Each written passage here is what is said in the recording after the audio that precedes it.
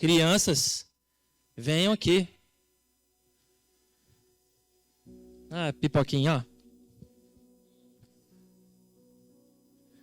Essa fabricação própria. Vem cá, Sara. Helena, que bom que você está aqui, Helena. Olha que criançada linda, gente. Por nada não, mas nossas crianças, cada dia mais bonito esse jardim aqui. Junta aqui, ó. Junta aqui, ó. Vem pra cá, ó. Meninada aí, ó. Hoje quem vai orar é a Gabi. Gabi fez aniversário, né, Gabi? Ah, é amanhã. É amanhã, Gabi. A gente comemorou já, né? Vai orar pra nós, Gabi. Meu Deus, muito obrigada por esse dia. Cura o seu Martins que está no hospital. Abençoe o culto aqui em cima. Abençoe o culto aqui embaixo.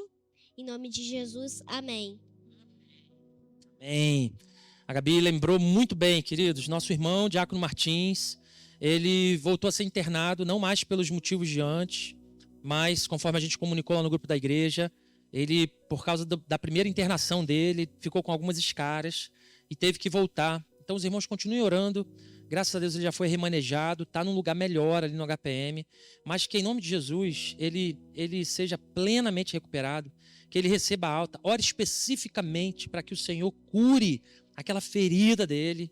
E no dia 12, irmãos, essa semana, ele vai comemorar mais um ano de vida, hospitalizado. Então, interceda por esse irmão, interceda por essa família, interceda pelo emocional dessa família, para que corra tudo bem. Amém, queridos?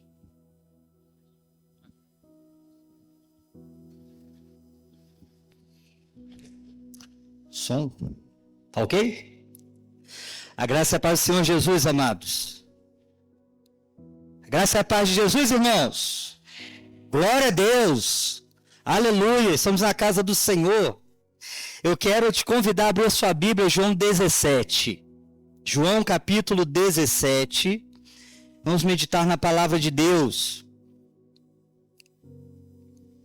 Aí eu quero te convidar a deixar a sua Bíblia ou seu aplicativo aberto, que nós vamos ler e revisitar alguns versículos. Eu vou pedir para você ler 4 versículos comigo, eu vou avisar na hora, eu vou lendo aqui, você acompanha. Tá? Então diz assim, João 17, a partir do versículo 1. Tendo Jesus falado essas coisas, levantou os olhos ao céu e disse: Pai, é chegada a hora, glorifica teu Filho, para que o Filho te glorifique a ti. Assim como lhe conferiste autoridade sobre toda a carne, a fim de que ele conceda a vida eterna a todos que lhe deste. E a vida eterna é esta, que te conheçam a ti, o único Deus verdadeiro, e a Jesus Cristo a quem enviaste. Eu te glorifiquei na terra, consumando a obra que me confiaste para fazer. E agora glorifica-me, ó Pai, contigo mesmo, com a glória que eu tive junto de ti, antes que houvesse mundo. Manifestei o teu nome aos homens que me deste no mundo. Eram teus, tu nos confiaste, e eles têm guardado a tua palavra.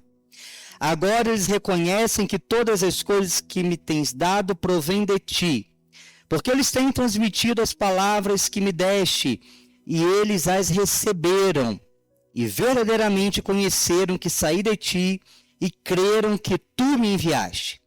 É por eles que eu rogo, não rogo pelo mundo, mas por aqueles que me deste, porque são teus. Ora, todas as minhas coisas são tuas, e as tuas coisas são minhas, e neles eu sou glorificado. Vamos ler o 11, todos juntos? Já não estou no mundo, mas eles continuam no mundo, ao passo que eu vou para junto de ti. Pai Santo, guarda-os em teu nome que me deste, para que eles sejam um, assim como nós. Quando eu estava com eles, guardava-os no teu nome que me deste, protegi-os, e nenhum deles se perdeu, exceto o filho da perdição, para que se cumprisse a Escritura. Mas agora vou para junto de ti, e isso falo no mundo, para que eles tenham meu gozo completo em si mesmos. Eles tenho dado a tua palavra, e o mundo os odiou, porque eles não são do mundo, como também eu não sou. Não peço que os tires do mundo, e sim que os guardes do mal. Eles não são do mundo, como também eu não sou. Santifica-os na verdade. A tua palavra é a verdade. Assim como tu me enviaste ao mundo, também eu os enviei ao mundo. E a favor deles eu me santifico a mim mesmo, para que eles também sejam santificados.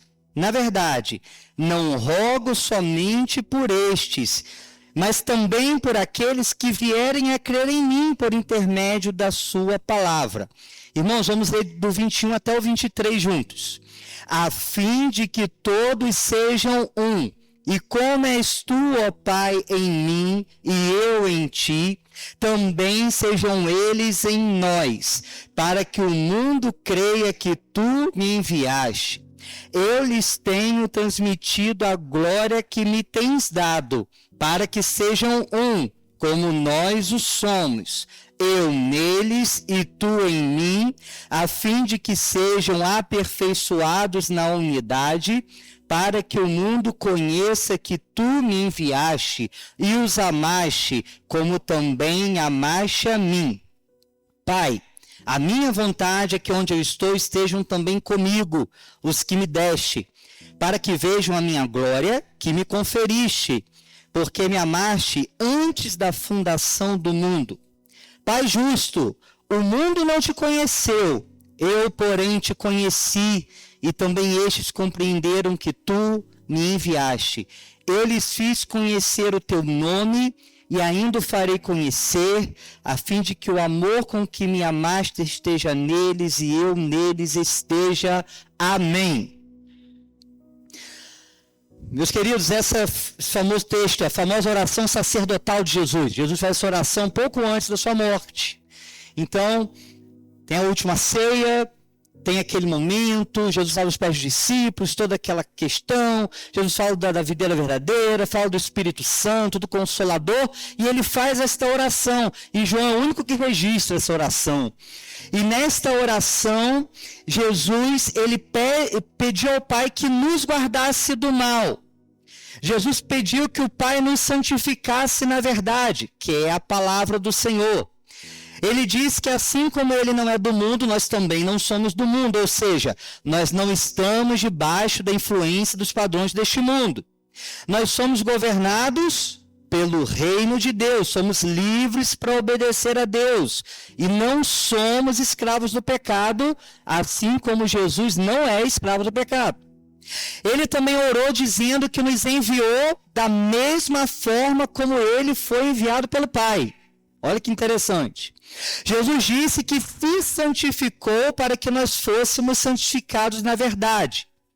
Santificar significa separar, consagrar, se dedicar somente a Deus. A obediência de Jesus permitiu que nos tornássemos pessoas santificadas, consagradas a Deus e obedientes como Ele foi. Tudo isso que está nesse texto se aplica a mim e a você também. Amém?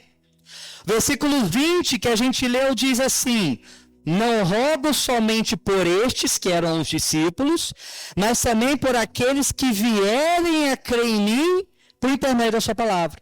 Ou seja, você e eu estávamos incluídos nesta oração. Você acha que Deus o Pai responde à oração que Jesus fez? Sim ou não? Sim, claro. E Jesus orou por nós. Olha que benção.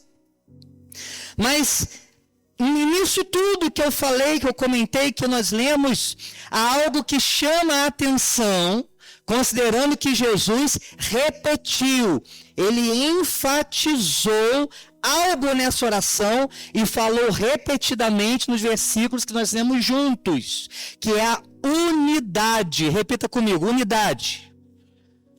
Que é o versículo 11 e do 21 ao 23. Ele fala: Pai, eu oro para que eles sejam um. Eu Dei para eles a glória que o Senhor me deu para que sejam um. Eu peço que o Senhor os guarde para que eles possam ser um. Jesus repete, enfatiza e bate nessa tecla. Por quê? Você acha que Jesus desperdiçava oração? Você acha que Jesus falava palavras aleatórias? Você acha que Jesus se distraía no meio da oração pensando que ia ter na janta? Não, irmão. Jesus é o único homem que fazia orações 100% perfeitas. Porque ele é perfeito. Não é? E Jesus não se enganou, ele repetiu com um motivo. Ele está dizendo para nós o quanto isso importa para ele. Quando ele bate nessa tecla, Pai, eles precisam ser um. E ele não está dizendo para os discípulos, ele está pedindo ao Pai que ajudasse os discípulos a serem um. E isso é muito sério. E a unidade da igreja, amados, é um grande mistério do Evangelho. O que é essa unidade pela qual Jesus está orando? O que será que isso significa? O que Jesus está pedindo para o Pai, afinal de contas? O que significa sermos um? Por que Jesus orou por isso com tanta ênfase? Vamos lá no verso 11. O trecho final do verso 11 que a gente leu. Jesus fala, Pai Santo, guarda-os em teu nome que me deste, para que eles sejam um assim como nós. O nome do Senhor está falando da sua autoridade, da sua grandeza, do seu poder. Significa, quando ele fala para que sejam um, assim como nós, olha o que Jesus fala, eu peço que eles sejam um, assim como nós. O que significa isso, queridos? Que devemos ser uma igreja que é a exata cópia do Deus triuno no que diz respeito à unidade. É isso que Jesus orou aqui.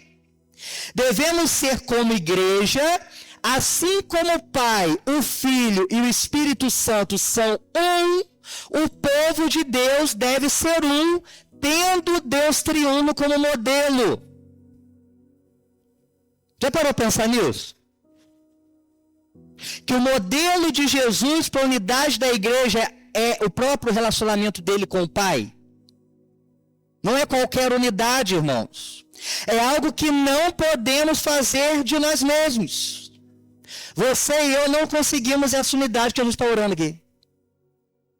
Por isso que ele pediu ao Pai para nos ajudar, porque a gente não consegue isso sozinho.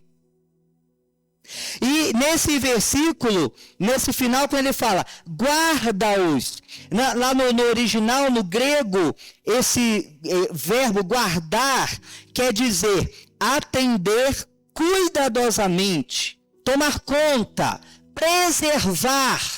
O que Jesus está pedindo ao Pai? Em outras palavras, ele está falando assim, Pai, ajuda-os a serem um, cuide deles para que sejam um, preserve-os no poder do teu nome, na autoridade do teu nome, na grandeza do teu nome, para que eles consigam ser um, da mesma forma que nós somos um.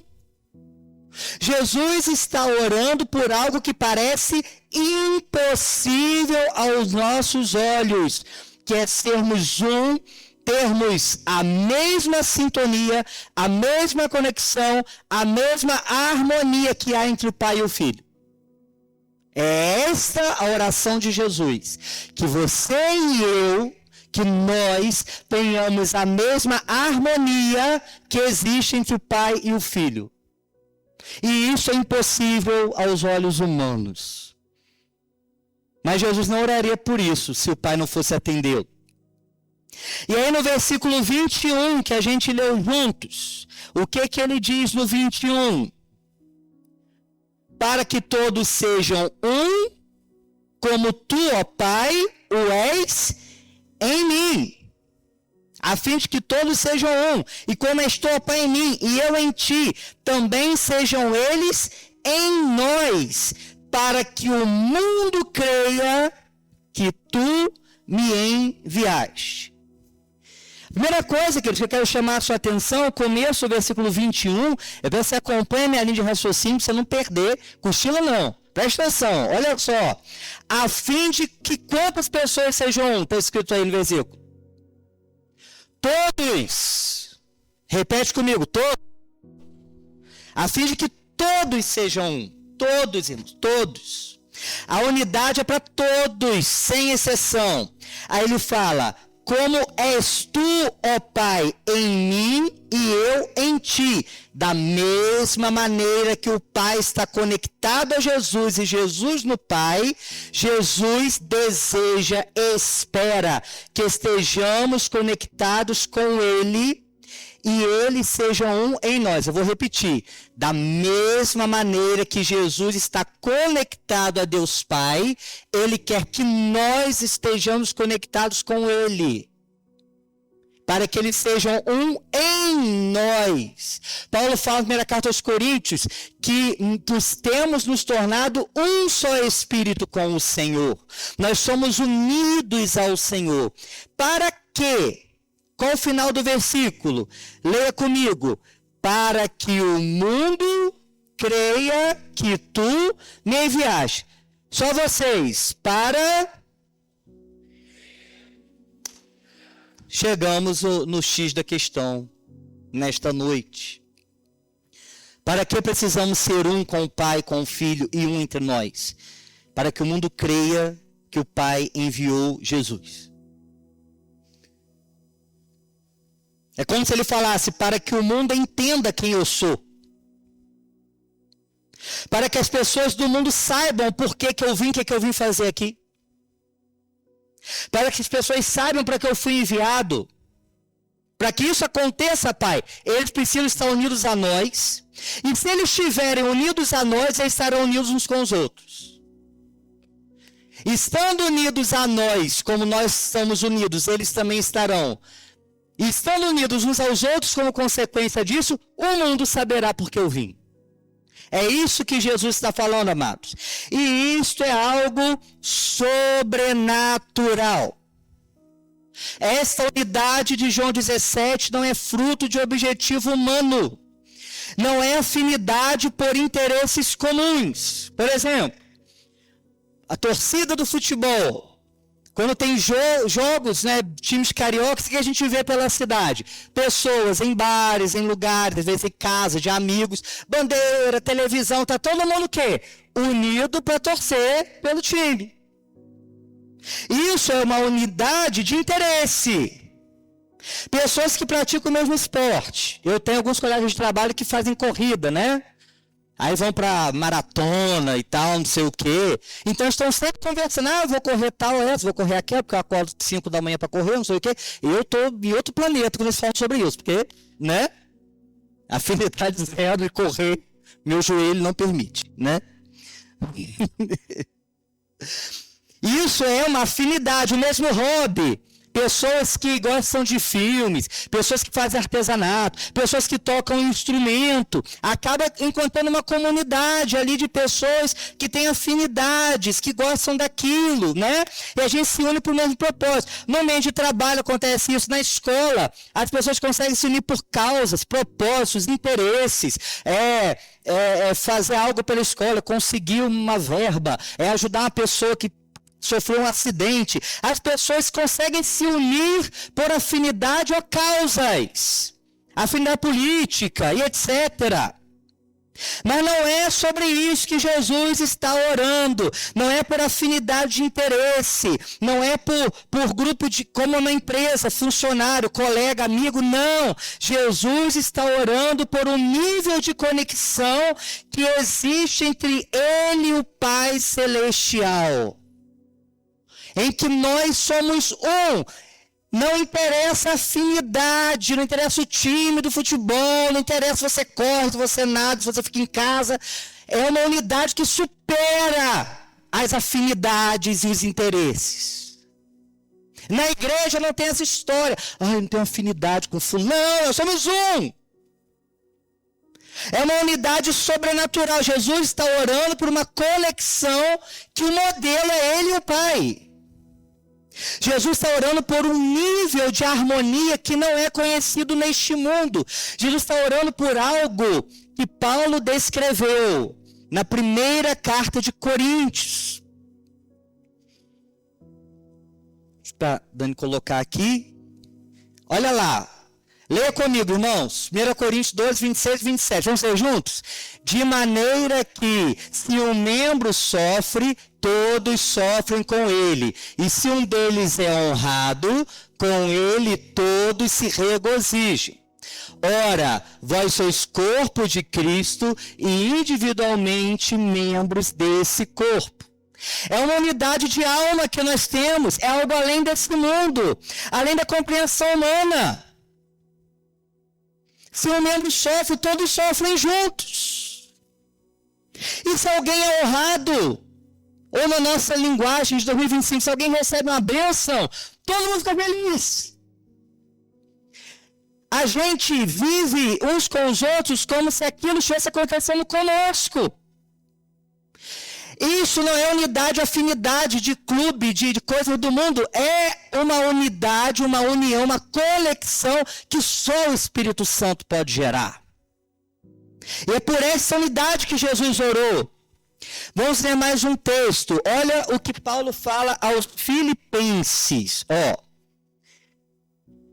Capítulo 2, eu vou ler, você acompanha. Se há, pois, alguma exortação em Cristo, alguma consolação de amor, alguma comunhão do Espírito, se há entranhados afetos e misericórdias, completai a minha alegria, de modo que penseis a mesma coisa, tenhais o mesmo amor, sejais unidos de alma, tendo o mesmo sentimento. Pensar a mesma coisa não é, ela não tem personalidade, tem que pensar igual ao outro, não, irmãos, é ter o mesmo objetivo. Nada façais por partidarismo ou vanglória, mas por humildade, considerando cada um os outros superiores a si mesmo. Não tenha cada um em vista que é propriamente seu, senão também cada qual que é dos outros. Na nova versão transformadora, esse trecho está assim: então completem minha alegria, concordando sinceramente uns com os outros. É pensar a mesma coisa. Amando-se mutuamente, trabalhando juntos com a mesma forma de pensar e um só propósito. Não sejam egoístas, nem tentem impressionar ninguém. Sejam humildes, considerem os outros mais importantes que vocês. Não procurem apenas os próprios interesses, mas preocupem-se também com os interesses alheios. Agora vamos ver o que Pedro nos diz. Olha lá. Pedro, capítulo 1, verso 22.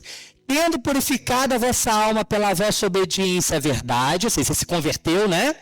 Tendo em vista o amor fraternal não fingido. Que amor é esse? O amor de amigos, de família. Amai-vos de qualquer jeito? Não, de coração, uns aos outros, e Pedro acrescenta, ardentemente, intensamente. Pois fostes regenerados, não de semente corruptível, mas de incorruptível, mediante a palavra de Deus, a qual vive e é permanente. Vocês não amam como o mundo ama, vocês não são um como o mundo é um, vocês são diferentes, é uma unidade sobrenatural. Vamos ler mais um texto de Pedro, 1 Pedro 3, de 8 a 11.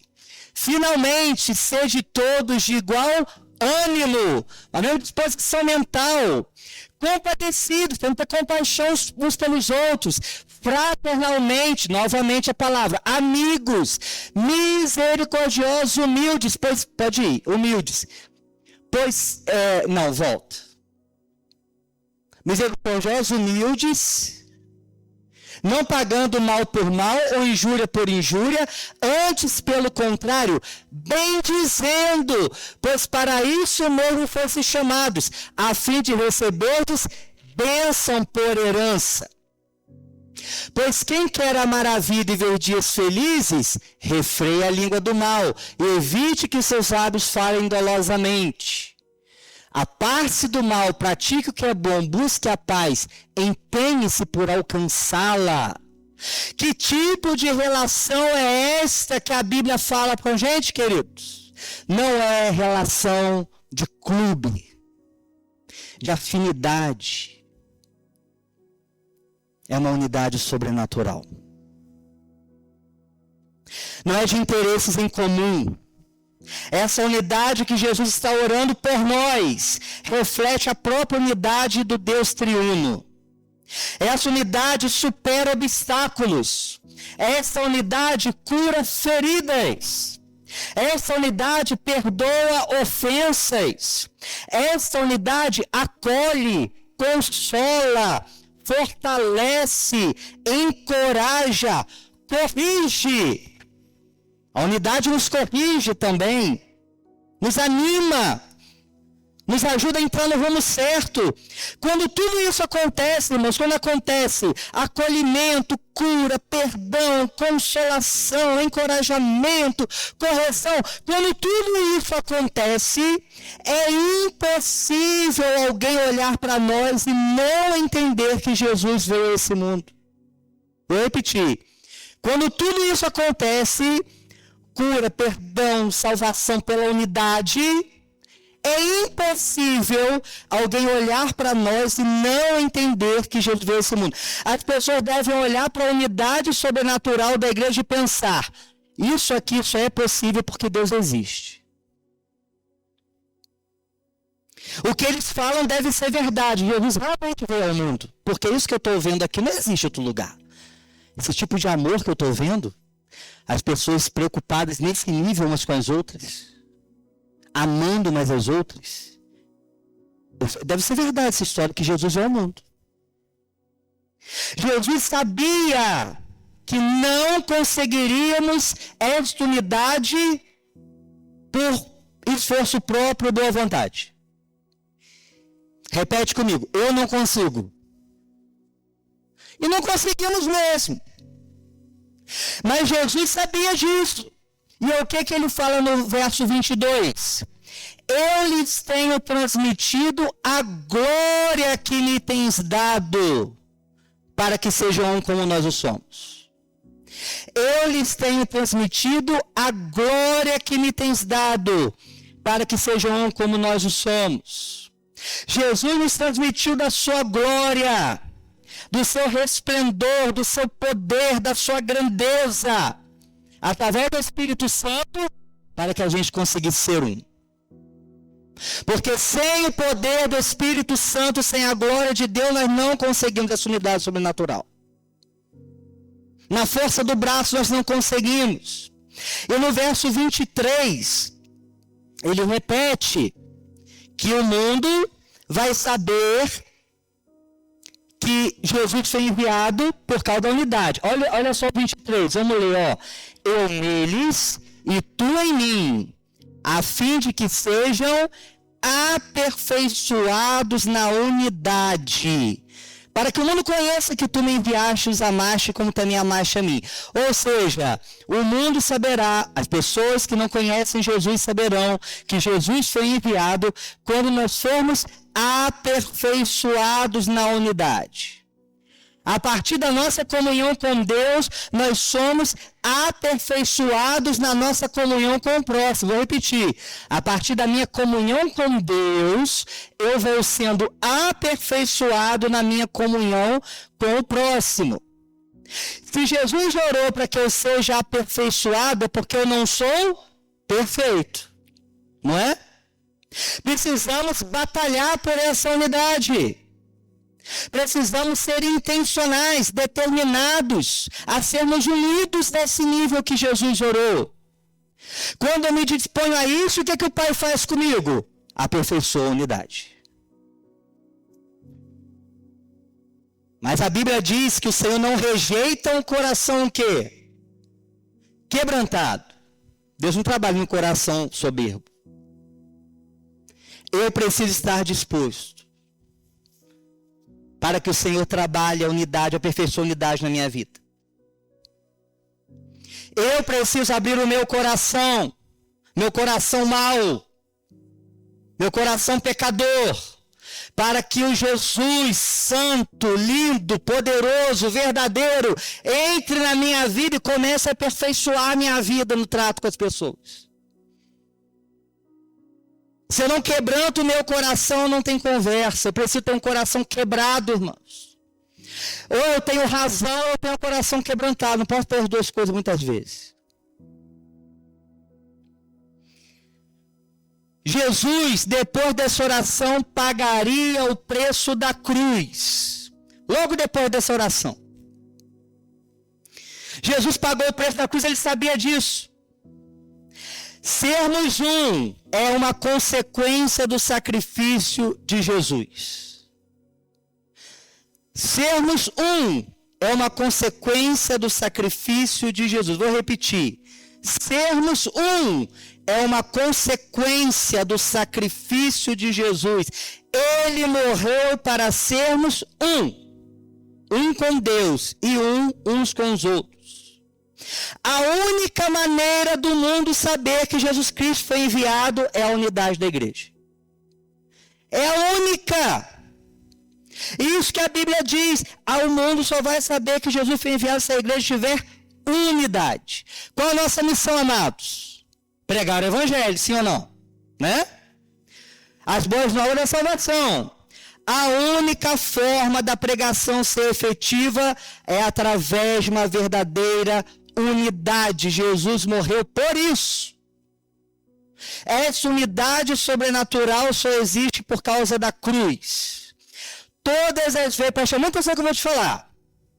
Todas as vezes que eu vou na contramão da unidade, eu estou desprezando a morte de Jesus. Não, Rafael, não é assim não, eu amo Jesus. Não, irmãos. Todas as vezes, consciente ou inconscientemente, que eu atrapalho a unidade, eu estou dizendo, Jesus, seu sacrifício não tem valor. Se você despreza a unidade, você está desprezando o sangue de Jesus. Se você despreza a unidade, você está desprezando a mesa do Senhor que compartilhamos hoje. Se você despreza a unidade, você não discerne o corpo, como o pastor leu aqui em Coríntios. Por isso há muitos fracos e doentes entre vós, porque não discernem o corpo. O corpo de Cristo. Se eu desprezo a importância da unidade, eu estou desprezando o sacrifício de Jesus. Ele morreu por isso, irmãos. Não existe igreja sem unidade sobrenatural, não existe evangelho sem unidade sobrenatural, não existe ministério de louvor sem unidade sobrenatural, não existe conselho sem unidade sobrenatural, não existe ministério de mulheres, de criança, de jovens, não existe nada sem unidade sobrenatural.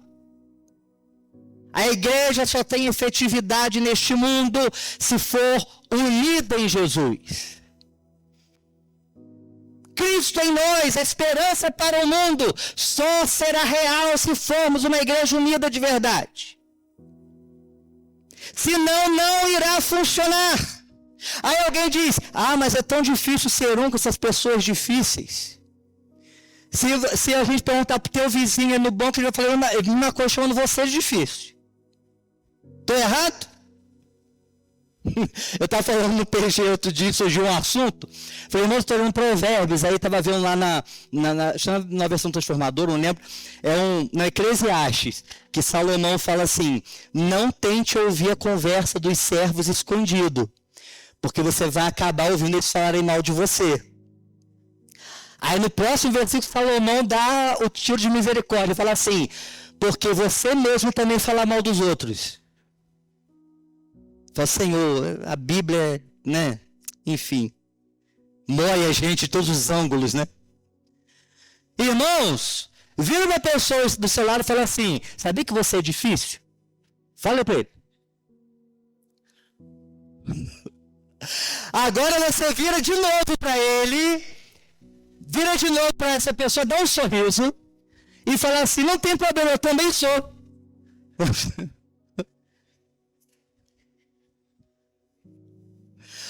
Mas as pessoas são tão difíceis. Ai, meu Deus, como que eu vou ser um, Rafael? Isso é impossível. Vamos lá, Dani, Colossenses, que está separado aí. Vamos ler juntos agora, irmãos. Revesti-vos, pois, como eleitos de Deus, santos e amados, de ternos afetos de misericórdia, de bondade, de humildade, de mansidão. Para aí, Dani. Revesti-vos. Paulo escreveu assim: porque Deus revestirá vocês. É isso que está escrito ali? Ele disse, porque o anjo o revestirá. É isso? Revestir é para quem se revestir, querido? Você Você tem que ter a disposição de se revestir de humildade, de amor, de bondade, de paciência. Para quem não sabe, longanimidade é aquela paciência de Jó. Você respira fundo. Ah, meu Deus, me dá paciência. É só, você tem que se revestir. Você.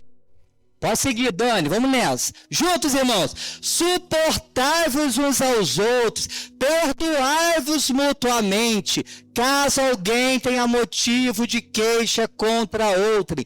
Assim como o Senhor vos perdoou, também perdoai vós. Acima de tudo, vamos embora, gente. Porém, esteja o amor, que é o vínculo da perfeição. Glória a Deus. Rafael, entendi. Quer dizer que eu tenho que decidir ser como Jesus, porque o Espírito Santo mora em mim e ele me capacita a ser como Jesus. Mas é difícil. Como isso? Como é possível amar quem me feriu? Você que está chegando na igreja, você não sabe a alegria que há no nosso coração com a sua chegada. Deixa eu te falar uma coisa. Eu tenho certeza de algumas coisas. Primeiro, Jesus te ama. Segundo, você vai ser uma bênção nessa igreja. Terceiro, alguém vai te ferir aqui dentro. Tenho certeza disso. E provavelmente você vai ferir alguém aqui dentro. Porque nós somos seres humanos. Erramos. E precisamos amadurecer, amados. Porque Jesus morreu por essa unidade. Aquilo está representando aquela coroa de espinhos que cravou na testa de Jesus. Deixou ele lavado de sangue por causa da unidade. Aquele pano vermelho que representa o sangue jorrando da cruz foi pela unidade da gente com o Pai e uns com os outros. Eu duvido. Por maior que seja a ofensa que você e eu possamos sofrer, seja maior do que a ofensa que Jesus sofreu. E ele morreu por isso, amados. É difícil, eu estou concordando com vocês, é difícil. Eu não estou desprezando o seu sentimento, não. Eu já estive com esse pensamento, como é difícil isso.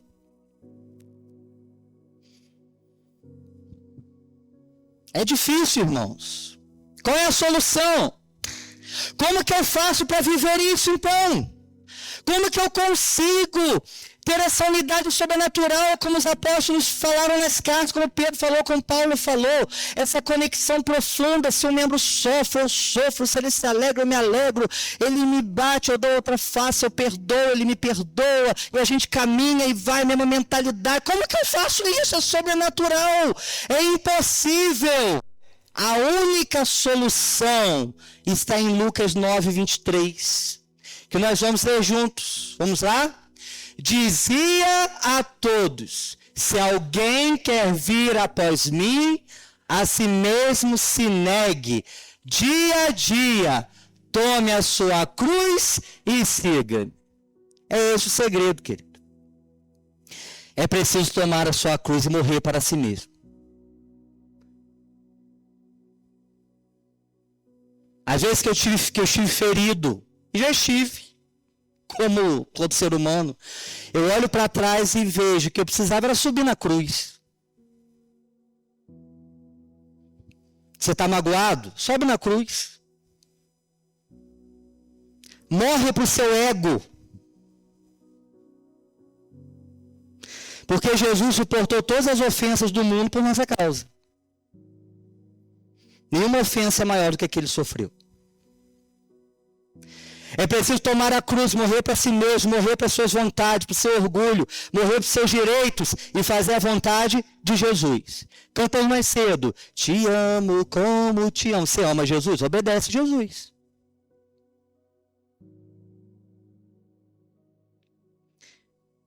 Olhe para a cruz. Temos uma cruz aqui. Jesus morreu pela unidade. Eu decido tomar a minha cruz e morrer para o meu ego e honrar o sacrifício de Cristo. O compromisso de Deus, amados, é com a sua santa palavra. O compromisso de Deus é com a sua palavra. O compromisso de Deus não é com placa de igreja. Deus não vai abençoar este lugar porque é uma igreja presbiteriana, não. É uma igreja bíblica. Ai de nós se não formos. Não é como a nossa obrigação ser igreja bíblica. Ele não vai abençoar outro porque é assembleia, porque é metodista, porque é a convenção batista, porque é o Supremo Concílio. Deus não está nem aí para isto. O compromisso dele é com a palavra. Não interessa o maquinário, o evento, o pregador, o título, a fama. Se a igreja não for unida em Jesus, não vamos avançar. É o único caminho. Deus só vai prosperar se formos um. É a única forma, irmãos. Aprendemos isso essa manhã. Visão, propósito. Louvo a Deus pela vida do pastor, do conselho, que está entendendo que Deus quer algo. Eu creio no meu coração que Deus tem grandes coisas para fazer neste lugar. Mas não é frase de efeito, chavão evangélico, não. Eu creio que Deus tem grandes coisas para fazer neste lugar. Eu creio nisso. Mas Deus só vai fazer se tiver unidade, irmãos. Só. É hora de juntar forças. É hora de falar, estou aqui. Eis-me aqui, Senhor, e eis-me aqui, pastor. Estou aqui. Ah, não concordo muito com isso não, mas vou fazer, eu quero ajudar. Eu quero estar junto. Eu quero falar palavras de bênção. Eu quero falar palavras que abençoam, que põem para frente, que animam, que levantam.